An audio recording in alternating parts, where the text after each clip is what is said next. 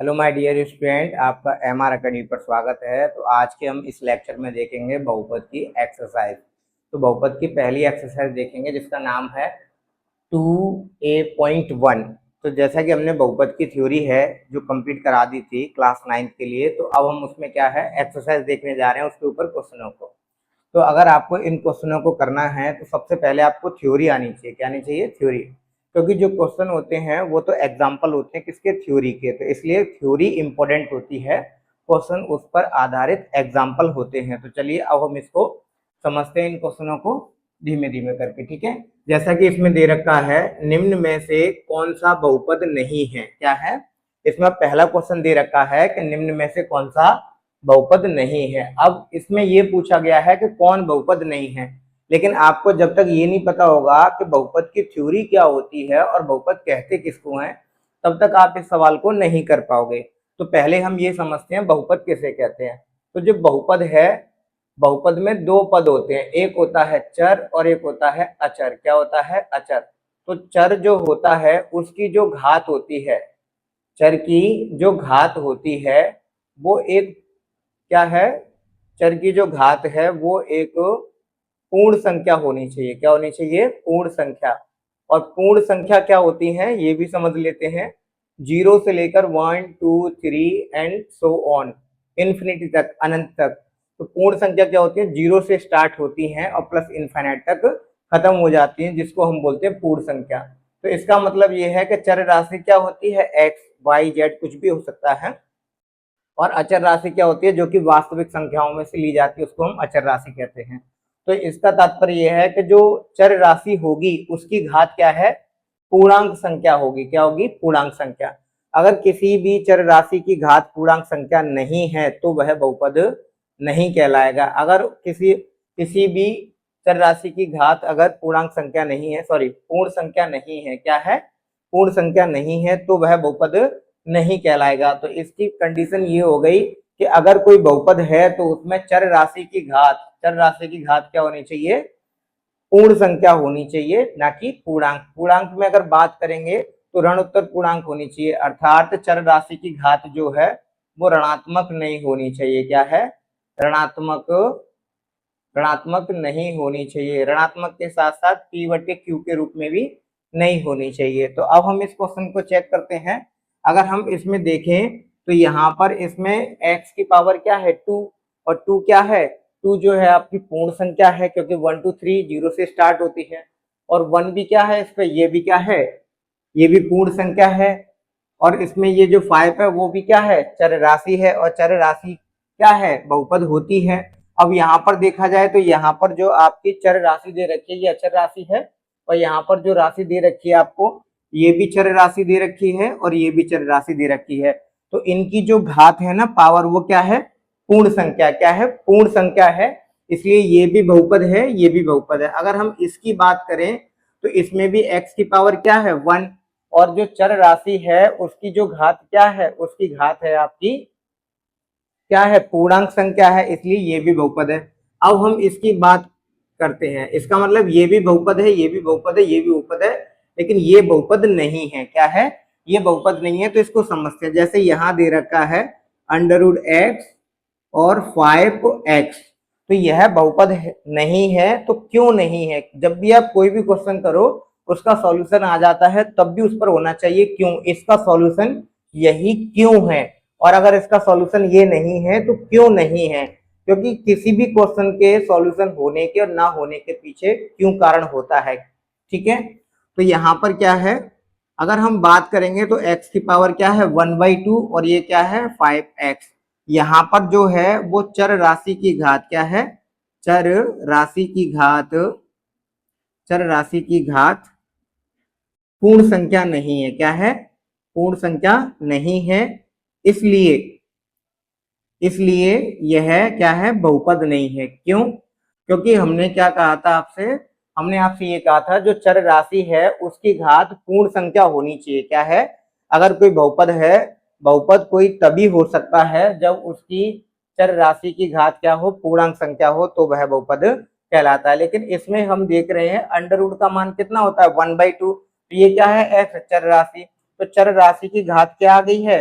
यहाँ पर पूर्णांक नहीं है, चर राशि क्या है, वो पूर्ण नहीं है, क्या है, पूर्ण संख्या नहीं है, इसको लिखना है पूर्ण संख्या नहीं है। तो पूर्ण संख्या नहीं है इसलिए यह बहुपद नहीं है। तो आपको समझ में आ गया होगा कि ये तीनों तो बहुपद हैं लेकिन ये वाला बहुपद नहीं है। तो चलिए अब हम अपने नेक्स्ट क्वेश्चन पे चलते हैं कि नेक्स्ट वाला बहुपद है या नहीं है। ठीक, इसको भी समझते हैं। ठीक, तो जैसे हमने आपको बताया यहाँ पूर्ण संख्या होनी चाहिए 0 से 1 2 3 and so on plus infinity तक। अब इसमें समझते हैं, सेम इस वाली कंडीशन में देखा जाए तो ये बहुपद है। क्यों? क्योंकि यहाँ पर चर राशि की घात कितनी है, पूर्ण संख्या है। यहाँ पर भी चर राशि की घात क्या है, पूर्ण संख्या। पूर्ण संख्या क्या होती है, 1 से लेकर प्लस इन्फिनिट तक, 0 से लेकर प्लस इन्फिनिट तक। तो 5 भी है, इस पर क्या है 1 है, ये भी है, और ये क्या है, ये जो 7 है इसके भी साइड में एक चर राशि है मल्टीपल में जिसकी पावर क्या है 0, और किसी की पावर 0 होती है तो उसका मान क्या हो जाता है 1, तो इसलिए क्या बन गया है 7। तो यहाँ पर भी चर राशि की घात, ये जो चर राशि है यहाँ पर भी इसकी घात क्या है 0 है, इसलिए ये भी क्या है बहुपद है। तो हमने बताया है कि चर राशि की घात जब पूर्ण संख्या होगी तभी बहुपद होगा। तो ये अचर राशि तो है लेकिन इसमें भी चर राशि है जिसकी घात कितनी है 0, इसलिए ये भी बहुपद है। ठीक, अब हम बात करते हैं इनमें से कोई नहीं, इसको हटाते हैं। ठीक, पहले ये चेक करते हैं फिर उसके बाद उस पर आएंगे। तो जैसा कि हम देख रहे हैं इस वाले क्वेश्चन को, जैसे x square 5x plus 3/3x plus 5, अगर कोई भी बहुपद p बटे q के रूप में लिखा है, सपोज जैसे 3x प्लस 2 और 3x प्लस 2, अगर इसका डिवीजन पूर्णतः विभाजित है, अगर ये इसका भाग पूरी तरीके से जा रहा है तो यह क्या है बहुपद होगा। अगर ये पूरी तरीके से विभाजित नहीं होगा तो यह बहुपद नहीं कहलाएगा, क्योंकि उस कंडीशन में क्या है, उस कंडीशन में क्या है, उस कंडीशन में ऐसा होता है कि जो चर राशि है उसकी घात एक पूर्ण संख्या नहीं होती है। तो ये क्या है, बहुपद नहीं है। क्या है, बहुपद नहीं है। आई होप आप समझ में आ गया होगा कि यह बहुपद नहीं है। तो इसका आंसर क्या हो जाएगा, सी हो जाएगा। ठीक, अब हम समझते हैं निम्न में से कौन सा एक पदी है। क्या है, निम्न में से कौन सा एक पदी है। तो आई होप आपको समझ में आ गया होगा, जब हमें दो बहुपद p बटे q के रूप में दे रखे हों और उनका डिविजिबल पूर्णतः पॉसिबल है तो वह बहुपद है, और उनका डिवीजन पूरी तरीके से नहीं है, विभाजित नहीं हो पा रहे हैं तो वह बहुपद नहीं कहलाएगा। क्यों? क्योंकि ये भी क्या है, ये भी क्या है, पूरी तरीके से विभाजित नहीं हो रहा है, इसलिए ये भी बहुपद नहीं है। अब हम इसमें बात करते हैं एक पदी बहुपद किसे कहते हैं। फिर वही चीज, यदि आपने थ्योरी पढ़ी है कि बहुपद कितने प्रकार के होते हैं, घात के आधार पर और पदों के आधार पर, तो ये किसके आधार पर, पदों के आधार पर। जैसा कि यहाँ पता चल रहा है एक पदी बहुपद क्या है, एक पदी बहुपद। तो एक ऐसा बहुपद जिसमें केवल एक पद हो उसको एक पदी बहुपद कहते हैं। तो इसमें तो एक और दो पद हैं, लेकिन पद कैसे डिसाइड होते हैं कि इसमें कितने पद हैं। यदि अगर हम संख्याओं को ले, जैसे एक बहुपद ये है और एक बहुपद ये है, अगर इनके बीच में प्लस या माइनस लग रहा है तो यह एक बहुपद है, सॉरी द्वि बहुपद हो जाएगा। और यदि इनके बीच में मल्टीपल का साइन लग रहा है या डिवाइड का साइन लग रहा है तो यह एक पदी बहुपद होगा। क्या होगा, एक पदी बहुपद। तो क्या कहते हैं, बहुपद के पद कैसे जुड़ते हैं, प्लस और माइनस से। डिवीजन और क्या कहते हैं, मल्टीपल से जो बहुपद है वो एक ही रहता है। ठीक, तो इसमें देखा जाए तो एक और दो, तो यहाँ पर बहुपद कितने हो जाएंगे, दो है। यहाँ पर भी बहुपद एक और दो है, लेकिन यहाँ पर बहुपद क्या है, एक है, इसलिए ये क्या हो जाएगा, यहाँ पर एक पद है इसलिए यह एक पदी बहुपद हो जाएगा। अब हम बात करें निम्न में से कौन सा एक पदी बहुपद है। फिर सेम कंडीशन, एक पदी बहुपद हम किसको कहते हैं, एक ऐसा बहुपद जिसमें केवल एक पद हो उसको एक पदी बहुपद कहते हैं। तो इसमें तो एक दो तीन बहुपद है, ये नहीं होगा, एक दो इसमें दो बहुपद है, ये भी नहीं होगा। तो इसमें केवल एक क्या है, पद है, इसलिए क्या हो जाएगा, इसमें तीन है, इसमें दो है, इसमें केवल एक है, इसलिए क्या हो जाएगा, एक पदी बहुपद हो जाएगा। अब इसमें लिख रखा है निम्न में से कौन सा द्विपदी बहुपद है। क्या कह रहा है, द्विपदी। तो द्विपदी बहुपद किसको कहते हैं, जिसमें केवल दो पद हों उसको द्विपदी बहुपद कहते हैं। तो क्या यह द्विपदी बहुपद है, एक दो तो ये भी है, एक दो तो ये भी है, इसमें भी दो पद बहुपद हैं। अब इसमें भी कहें एक दो, इसमें भी क्या है, 2 पद है, इसलिए ये भी बहुपद है। 1 2 3, इसका मतलब तीनों सत्य हैं, तो इसका आंसर क्या हो जाएगा, सभी सत्य है। क्या है इसका मतलब, सभी ऑप्शन सही है।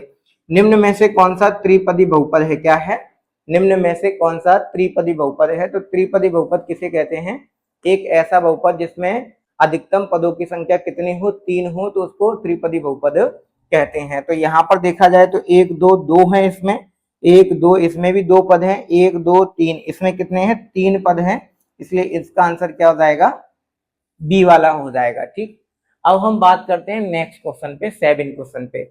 यदि आपको किसी भी क्वेश्चन को समझना है अच्छी तरीके से, तो उसके लिए सबसे पहले आपको थ्योरी को बहुत अच्छी तरीके से रीड करना पड़ेगा, उसके बाद आपको क्वेश्चनों को करना होगा। क्यों, क्योंकि थ्योरी इंपॉर्टेंट होती है, क्वेश्चन जो होते हैं वो तो केवल थ्योरी पर एग्जाम्पल होते हैं। यदि मुझे थ्योरी नहीं पता होती तो मैं इन क्वेश्चनों को नहीं कर पाता। अब तो वो लोग जो ये कहते थे कि थ्योरी में कुछ नहीं रखा होता है, सवाल करिए, अब वो भी क्लासों में चिल्लाते हैं कि थ्योरी करिए, थ्योरी करिए, थ्योरी इंपॉर्टेंट होती है। इसका मतलब हम उनको कुछ ना कुछ सिखाकर जरूर आए हैं और वो सीख भी गए हैं, और आप भी जानते हो बच्चों कि मैं किसकी बात कर रहा हूँ। तो अब वो भी आपको थ्योरी थ्योरी चिल्लाते हैं। तो चलिए अब हम अपने क्वेश्चन पे आते हैं 7 पर। तो बहुपद क्या है, ठीक, तो इसमें कह रहा है बहुपद को हमें क्या करना है, आरोही क्रम में लिखना है। किसमें लिखना है, आरोही क्रम। तो जब मैंने इससे पिछले वाले लेक्चर में क्या है, आपको आरोही और अवरोही क्रम बताया था। क्या बताया था, आरोही, आरोही व अवरोही क्रम बताया था, अवरोही। एक सेकंड दीजिए।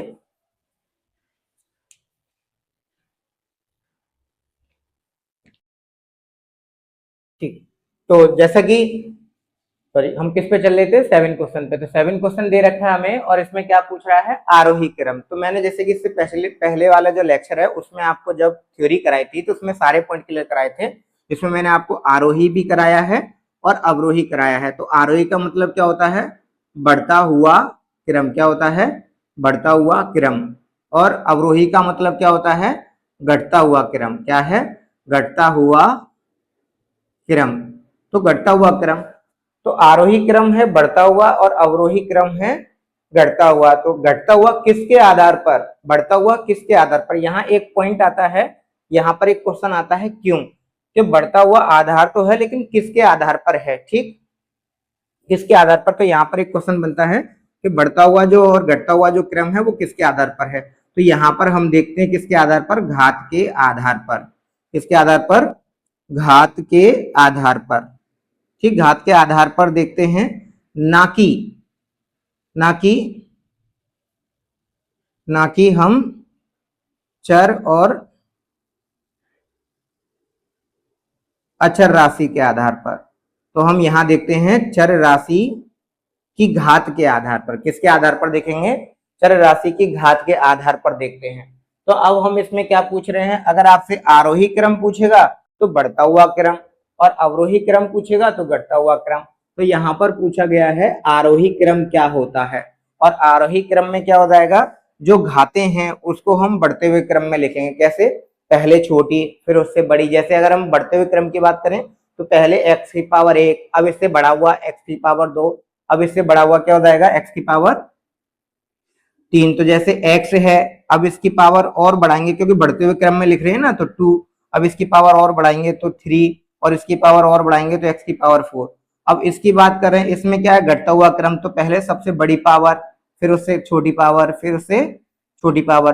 तो इसमें क्या होता है, इसमें हम इस तरीके से लिखेंगे, जो चर राशि होगी उसकी घातों को बढ़ते हुए क्रम में लिखते जाते हैं, और जो क्या कहते हैं घटता हुआ क्रम होगा उसमें चर राशि को क्या करते हैं, घटते हुए क्रम में लिखते जाएंगे। किसमें जाएंगे, घटते हुए क्रम में। तो यहाँ पर आरोही क्रम पूछा है, आरोही क्रम का मतलब क्या होता है, बढ़ता हुआ क्रम। क्या होता है, बढ़ता हुआ क्रम। तो इसको हम बढ़ते हुए क्रम में देखेंगे, किसमें लिख रहा है, यहाँ पर क्या है, यहाँ पर है x की पावर क्या है, 0 है। मैंने बताया था किसी भी राशि की पावर अगर 0 होती है तो उसका मान क्या हो जाता है, 1। तो यहाँ पर x की पावर क्या है, 0, और इसका मान क्या हो गया, 1, इसलिए हमने इसको क्या है लिखा नहीं है, केवल 6 लिख रखा है। हम इसको ऐसे भी लिख सकते हैं, x की पावर 0। तो यहाँ पर 0 है, फिर इसकी पावर 1 हो गई, फिर 2 हो गया, फिर 3, फिर 5 हो गई। तो देखो हमें ये क्रम जो है वो बढ़ता हुआ क्रम दिख रहा है। क्या है, ये हमें बढ़ता हुआ क्रम लिख रहा है, तो ये इसका आंसर होगा, ना कि ये वाला। तो इसका आंसर क्या हो जाएगा, ए हो जाएगा। ठीक, तो इसका आंसर क्या हो जाएगा ए। तो आई होप आप समझ गए होंगे कि आरोही क्रम किसे कहते हैं, और साथ के साथ आप समझ गए होंगे कि अवरोही क्रम भी किसे कहते हैं। क्यों? क्योंकि सेकंड वाले क्वेश्चन में हमें जो 8 क्वेश्चन है उसमें हमें क्या पूछ रहा है, वो पूछ रहा है अवरोही क्रम। और अवरोही क्रम में क्या होता है बेटा, अवरोही क्रम में होता है घटता हुआ क्रम। क्या होता है बेटा, अवरोही क्रम में होता है घटता हुआ क्रम। तो घटते हुए क्रम में क्या करते हैं हम, सबसे पहले बड़ी पावर, फिर उससे कम, फिर उससे कम, फिर उससे कम, इसको बोलेंगे घटता हुआ क्रम, वो भी घात के आधार पर। तो देखो ये पहले बड़ी है, फिर इससे छोटी है, फिर इससे छोटी है, इसके साथ में भी x की पावर 0 है, क्योंकि मैंने आपको बताया था यदि किसी राशि की पावर 0 होती है तो उसका मान 1 हो जाता है। तो यहाँ पर x की पावर 0 है और इसका मान क्या हो जाएगा 1। तो हम इसको लिख भी सकते हैं और नहीं भी, क्योंकि इसका मान 1 हो जाएगा और 1 का मल्टीपल इसमें करेंगे तो क्या आएगा, सेम यही संख्या आएगी। इसलिए यहाँ पर सबसे बड़ा, फिर छोटा, फिर छोटा। तो ये कैसा है, घट रहा है। जो x जो चर राशि की घातें हैं वो घट रही हैं। पहले 3 थी घात, फिर 2 हो गई, फिर 1 हो गया, फिर 0 हो गई। तो इसका मतलब ये है कि यहाँ पर चर राशि की घात क्या है, घट रही है। और जिसमें चर राशि की घातें घटती हैं उसको हम बोलते हैं अवरोही क्रम। तो इसका तात्पर्य ये है कि इसका आंसर क्या हो जाएगा, ए क्या हो जाएगा, ए इसका आंसर हो जाएगा। ठीक, अब हम इसमें बात करते हैं। तो इसमें देखो ये क्या है, इसमें ये बढ़ते हुए क्रम में लिख रखा है। अगर ये बढ़ते हुए क्रम में लिख रखा है तो ये कौन सा है, आरोही है, और ये कौन सा है, अवरोही क्रम है। तो इसका आंसर क्या हो जाएगा, ए। 9 पे जैसा कि इसमें दिया गया है, एक बहुपद जिसके प्रत्येक पद का गुणांक 0 हो वह कहलाता है। तो इसमें क्या कह रहा है, प्रत्येक पद का गुणांक क्या हो, 0 हो। क्या हो, गुणांक क्या हो, 0 हो, तो वह क्या कहलाता है। तो सबसे पहले हम इसको समझने से पहले क्या समझेंगे, ये समझेंगे कि बहुपद का गुणांक किसे कहते हैं। तो यहाँ पर समझते हैं गुणांक, क्या कहते हैं, गुणांक। तो गुणांक किसे कहते हैं, गुणांक किसे कहते हैं, बहुपद, क्या, बहुपद, बहुपद में, बहुपद में चर राशि के गुणनफल, चल राशि के गुणनफल या चर राशि की वास्तविक संख्या को बहुपद का गुणांक कहते हैं। क्या कहते हैं, बहुपद का गुणांक कहते हैं। तो उसे हम क्या कहते हैं, बहुपद का गुणांक कहते हैं। जैसे हमने कहा 2x² + 4x³ प्लस का 5x⁻7।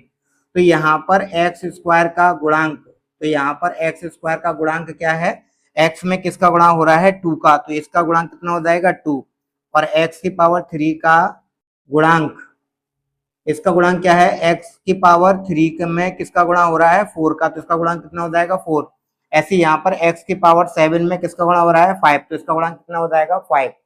तो यहाँ पर यह कह रहा है कि प्रत्येक पद का जो गुणांक है वह 0 हो। क्या हो, प्रत्येक पद का गुणांक क्या है, 0 हो। तो ऐसे बहुपद को हम क्या कहेंगे। तो अगर हमें ऐसे क्वेश्चनों का आंसर एक कारण से बताना होना चाहिए। क्या है, ऐसा नहीं है कि इसका हमने तुक्के में बोल दिया ये या ये, लेकिन हमें अगर किसी क्वेश्चन का आंसर दे रहे हैं तो उसके पीछे हमें क्यों लगाना चाहिए। अगर इसका आंसर ये है तो क्यों है, और इसका आंसर अगर ये नहीं है तो क्यों नहीं है। तो चलिए अब हम समझते हैं इसमें क्या कह रहा है, प्रत्येक पद। तो प्रत्येक पद जैसे मैंने कहा यहाँ पर x⁻7, यहाँ पर मैंने कहा x की पावर कितना 10, यहाँ पर x की पावर मैंने मान लिया 100। तो यहाँ पर इसका गुणन कितना होना चाहिए, 0, और इसका गुणन भी क्या होना चाहिए, 0। तो इसका गुणन भी क्या होना चाहिए, 0। तो अगर मैं इसके इसमें गुणा कर रहा हूँ तो क्या हो रहा है, 0, और इसके इसमें गुणा कर रहा हूँ तो क्या प्राप्त हो रहा है, 0। इसके इसमें गुणा कर रहे हैं तो क्या हो रहा है, 0। तो यहाँ से मुझे पता चल रहा है तो ये कौन सा बहुपद है, ये 0 बहुपद है। क्यों, क्योंकि जब हम 0 का प्रत्येक उसमें, जब हम किसी भी चर राशि का 0 गुणनफल ले रहे हैं, क्या, जब हम किसी भी चर राशि का 0 गुणनफल ले रहे हैं तो उनका गुणा करने पर क्या प्राप्त हो रहा है, 0 प्राप्त हो रहा है। इसलिए यह कौन सा बहुपद कहलाएगा, 0 बहुपद कहलाएगा। क्या कहलाएगा, 0 बहुपद। अचर बहुपद कैसे नहीं होगा, क्योंकि अचर बहुपद का मतलब क्या होता है, जैसे हमने यहाँ पर किया 2x की पावर 0, और किसी की पावर 0 हो तो उसका मान कितना हो जाता है, 2। और इसको हम क्या बोलते हैं, इसको हम अचर पद भी बोलते हैं, अचर पद भी बोलते हैं। अचर बहुपद भी बोलते हैं और वास्तविक बहुपद भी इसी को बोलते हैं। क्या बोलते हैं? वास्तविक बहुपद भी और नियत बहुपद भी हम इसको बोलते हैं शून्य घातांक। क्या? शून्य घातीय, शून्य घातीय बहुपद भी हम इसी को कहते हैं। तो आई होप अब आपको समझ में आ गया होगा कि बहुपद का वह पद जिसका प्रत्येक गुणांक क्या हो? शून्य हो, तो वह कौन सा बहुपद कहलाता है? वह शून्य बहुपद कहलाता है। तो अब आपको समझ में आ गया होगा इसका आंसर शून्य बहुपद क्यों है। तो किसी भी क्वेश्चन को करने से पहले या जब हम किसी क्वेश्चन को करते हैं तो हमारा जो आंसर आता है तो उस पर हमें क्यों कहना चाहिए। क्यों? क्योंकि जो आंसर है वो सही है कि नहीं है। अगर सही है तो क्यों सही है और गलत है तो क्यों गलत है, उसकी हमें व्याख्या करनी चाहिए जिससे हमें सही को सही आंसर पता चल सके। तो हम नेक्स्ट पढ़ते हैं, एक बहुपद में जांचिए कि क्या एक बहुपद में चर राशि की घात ऋणात्मक हो सकती है। तो इसको समझते हैं। आई होप तुम्हें ये समझ में आ गया होगा। इसको हम क्या कर लेते हैं, रफ कर लेते हैं। तो अब हम इसको समझते हैं। जैसे इसमें कहा गया है कि एक बहुपद में जांचिए क्या एक पद में चर राशि की घात ऋणात्मक हो सकती है। तो जैसा कि हमने आपको बताया था, जो बहुपद है उसमें दो राशि होती है, एक चर और एक अचर। तो बहुपद हम उसको कहते हैं जिसमें चर राशि की घात क्या हो? पूर्णांक संख्या हो। क्या हो? पूर्णांक संख्या हो। पूर्णांक का मतलब प्लस का 0 1 2 3 4 5। तो मतलब बहुपद जो है, अगर कोई भी व्यंजक दे रखा है तो हम उसको बहुपद जब कहेंगे जब चर राशि की घात जो है वो पूर्णांक होनी चाहिए। तो यहाँ पर ये कह रहा है क्या बहुपद में चर राशि की घात ऋणात्मक नहीं होती? तो इसका आंसर क्या हो जाएगा? नहीं। बहुपद में चर राशि की घात ऋणात्मक नहीं होती है क्योंकि बहुपद के लिए आवश्यक शर्त ये है कि उसमें चर राशि की घात क्या होनी चाहिए? पूर्णांक होनी चाहिए, ना कि ऋणात्मक होनी चाहिए। तो इसका आंसर क्या हो जाएगा? नहीं हो जाएगा। क्या हो जाएगा? नहीं। तो बहुपद की घात जो है वो ऋणात्मक नहीं हो सकती क्योंकि बहुपद की परिभाषा के अनुसार बहुपद में जो चर राशि की घात है वो पूर्णांक होती है। पूर्णांक हमेशा धनात्मक होती है और जीरो भी होती है। तो चलिए अब अपने नेक्स्ट क्वेश्चन पे आते हैं। नेक्स्ट क्वेश्चन है, एक पद जिसमें केवल वास्तविक संख्या हो। एक पद जिसमें केवल वास्तविक संख्या हो। क्या कह रहा है इसमें? एक बहुपद जिसमें केवल वास्तविक संख्या का एक पद हो, उस बहुपद का नाम बताना है हमें। मतलब हमें एक बहुपद लेना है जिसमें केवल एक ही पद हो और वो पद क्या हो? वो पद हो वास्तविक संख्या। तो हमने मान लिया ए क्या है? वास्तविक संख्या। क्या है? ए क्या है? वास्तविक संख्या है। तो हमने ए वास्तविक संख्या मान ली है। तो ये क्या है? ये 2 भी हो सकती है, √3 भी हो सकती है, √3/2 भी हो सकती है। मतलब ए का मान जो है वो कुछ भी हो सकता है क्योंकि यहाँ पर जो पद है वो एक वास्तविक संख्या है। क्या है? वास्तविक संख्या है। जो पद क्या है? वास्तविक संख्या। वास्तविक संख्या किसे कहते हैं? जिसमें सभी संख्याएं आती हैं उसको वास्तविक संख्या कहते हैं। तो जब हम इसकी बात करें तो जैसे ये 2 भी हो सकता है, √3 भी हो सकता है, √3/2 भी हो सकता है। तो इसका मतलब ये है कि इसमें चर राशि नहीं है। क्या है? चर राशि नहीं है। अगर चर राशि है तो उसकी घात क्या है? 0 है। अगर चर राशि की घात 0 है तो उसका मान क्या हो जाएगा? 1। फिर भी क्या आएगा? ए। तो ये क्या है? ये अचर राशि है। क्या है? ये अचर राशि है। इसमें चर राशि नहीं है तो ये क्या है? एक अचर राशि है। क्या है? अचर राशि है। तो इसको हम क्या बोलेंगे? ये अचर बहुपद भी है। क्या है? ये अचर बहुपद है। और ये वास्तविक संख्या है तो इसलिए इसको वास्तविक बहुपद भी कहते हैं। क्या कहते हैं? वास्तविक बहुपद भी कहते हैं। और साथ के साथ इसको क्या कहते हैं? हम नियत बहुपद भी कहते हैं। क्या कहते हैं? नियत बहुपद। क्या बोलते हैं इसको हम? नियत बहुपद भी कहते हैं। नियत अचर पद को इंग्लिश में कांस्टेंट कहते हैं और कांस्टेंट की हिंदी क्या है? नियत बहुपद। तो हम इसका क्या हो जाएगा? इसका नाम क्या हो जाएगा बेटा?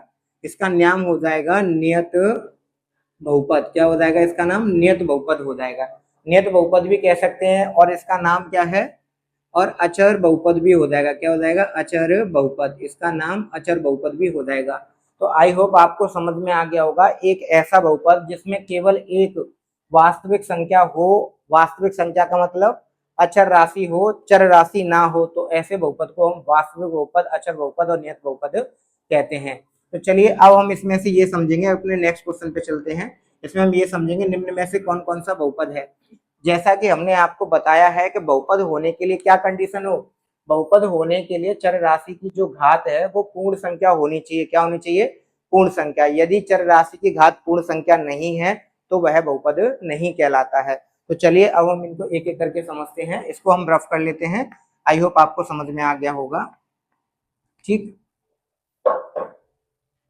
तो यहाँ पर क्वेश्चन 12 का फर्स्ट देखते हैं, जैसे 2x² प्लस 5x और प्लस 6, क्या यह बहुपद है? तो हमने देख लिया, तुक्के में कह दिया हाँ बहुपद है। लेकिन बहुपद है तो क्यों बहुपद है, इसका कारण भी पता होना चाहिए कि ये बहुपद है तो क्यों बहुपद है। तो हम लिखेंगे इसमें क्या है, इसमें चर राशि, जो चर राशि है, चर राशि की घात क्या है, पूर्ण संख्या है। क्या है? पूर्ण संख्या है। पूर्ण संख्या है, इसलिए क्या है, पूर्ण संख्या, इसलिए यह बहुपद है। क्या है? बहुपद है, क्योंकि यहाँ पावर 2 है और यहाँ पावर 1 है और इसमें भी x की पावर क्या है, 0 है, और 0 किस में आती है, पूर्ण संख्या में, इसलिए यह क्या है, बहुपद है। क्या है? यह बहुपद है। हम अगर किसी की राशि की पावर 0 हो तो उसका मान क्या होता है, 1, तो इसके यहाँ पे हमने क्या रख दिया, 1, तो यह क्या है, बहुपद है। अगर अगर हमने कहा यह बहुपद है तो क्यों है, तो क्यों का जवाब हम कैसे देंगे, क्योंकि इसमें चर राशि की जो घात है वो पूर्ण संख्या है, इसलिए यह बहुपद है। तो आई होप आपको ये समझ में आ गया होगा। अब हम इसी के दूसरे क्वेश्चन पे समझते हैं। दूसरा क्वेश्चन है x² प्लस 6x। इसमें भी देखो x की पावर क्या है, 2, और x की पावर क्या है, 1, और 2 और 1 क्या है, पूर्ण संख्या है। क्या है? पूर्ण संख्या, इसलिए क्या कहेंगे, यह भी बहुपद है। यह भी बहुपद है। क्यों?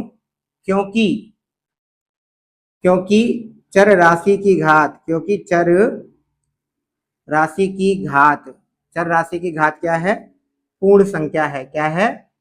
पूर्ण संख्या है। और पूर्ण संख्या क्या होती है, वे संख्याएं जो 0 से स्टार्ट होती है और प्लस इनफाइनाइट तक होती है, उनको पूर्ण संख्या कहते हैं। तो यहाँ पर 1 है और यहाँ पर 2 है, ये क्या है, पूर्ण संख्या है। ये बहुपद इसलिए है क्योंकि इसमें चर राशि की जो घात है वो पूर्ण संख्या, इसलिए बहुपद है। अगर चर राशि की घात पूर्ण संख्या नहीं होती तो यह बहुपद नहीं कहलाता। तो चलिए अब चलते हैं अपने नेक्स्ट क्वेश्चन पे।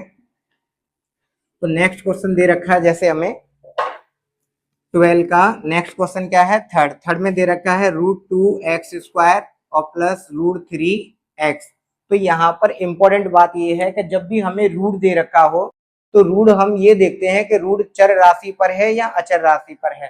तो यहाँ पर हम देख रहे हैं जो रूट है वो अचर राशि पर है, चर राशि पर नहीं है, तो कोई दिक्कत नहीं है। तो यहाँ पर भी हम चर राशि की घात कितनी देख रहे हैं, 2, और यहाँ पर भी चर राशि की घात कितनी है, 1, तो यह भी क्या होगा, बहुपद, क्योंकि 2 और 1 क्या है, पूर्ण संख्या है, इसलिए यह बहुपद है। क्यों?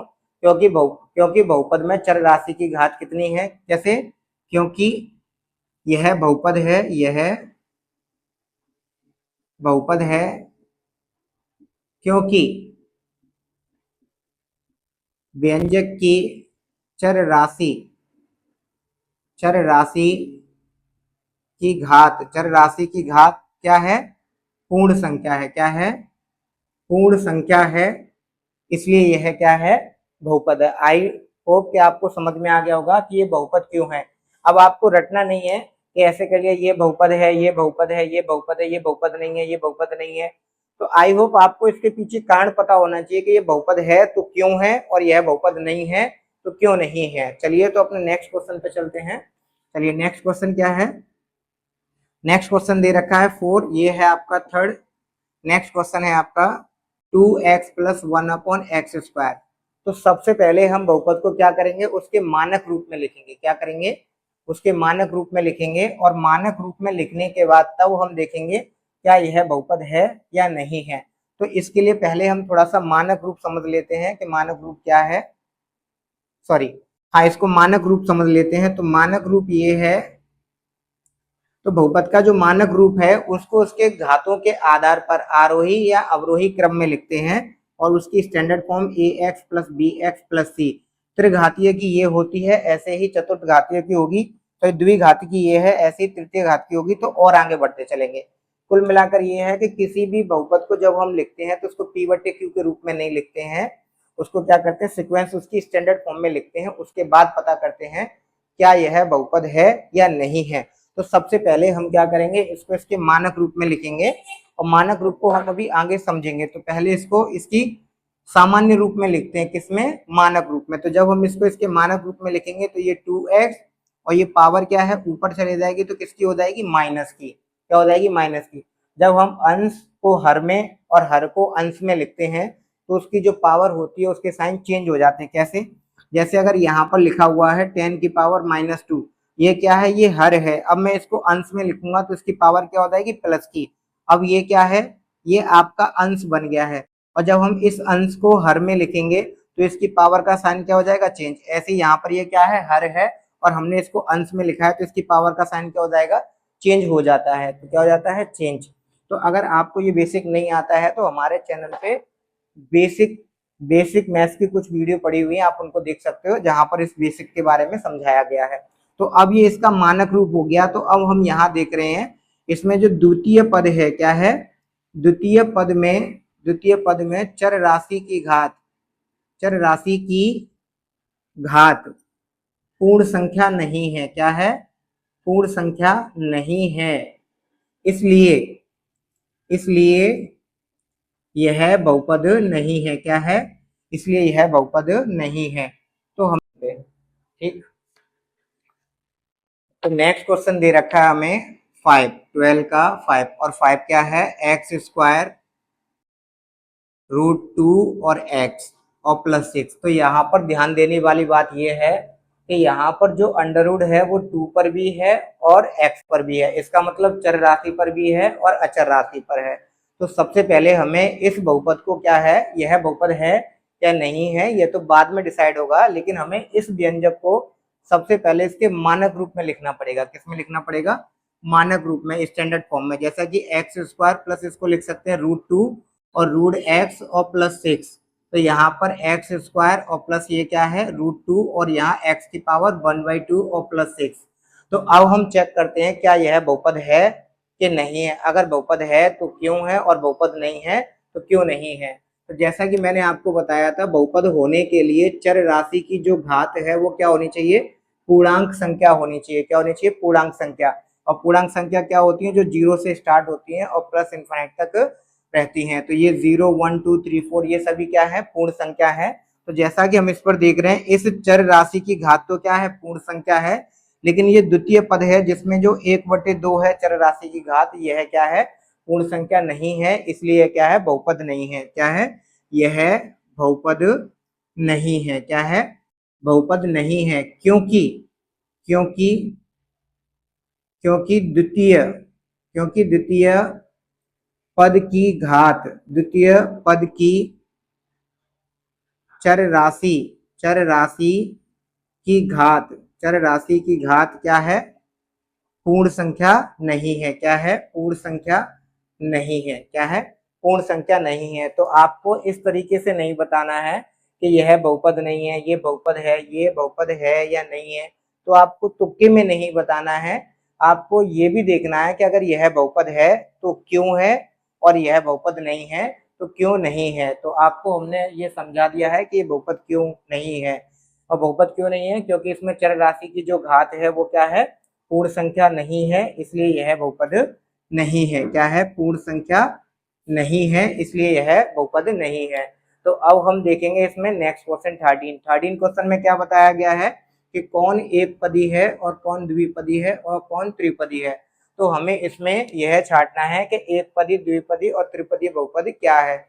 जैसा कि हमने पिछले वाली वीडियो में आपको बताया था लेक्चर में कि एक पदी बहुपद उसको कहते हैं जिसमें केवल एक पद होता है, और द्विपदी बहुपद हम उसको कहते हैं जिसमें 2 पद होते हैं, और त्रिपदी बहुपद हम उसको कहते हैं जिसमें 3 पद होते हैं। तो आई होप अब हम इसको देखते हैं, आपको वैसे समझ में आ गया होगा कि बहुपद किसे कहते हैं। तो एक पदी के लिए क्या है, जैसे हम इसको देखते हैं, इसमें कितने पद हैं, 2, तो ये क्या हो जाएगा, द्विपदी। क्या हो जाएगा, द्विपदी। और इसमें कितने हैं, इसमें भी 2 पद है, तो ये भी क्या हो जाएगा, द्विपदी, क्योंकि 1 और 2 तो क्या हो गया, द्विपदी। ये भी क्या है, 1 और 2, ये भी क्या हो जाएगा, द्विपदी। इसमें कितने पद हैं, 1, तो ये क्या हो जाएगा, एक पदी बहुपद।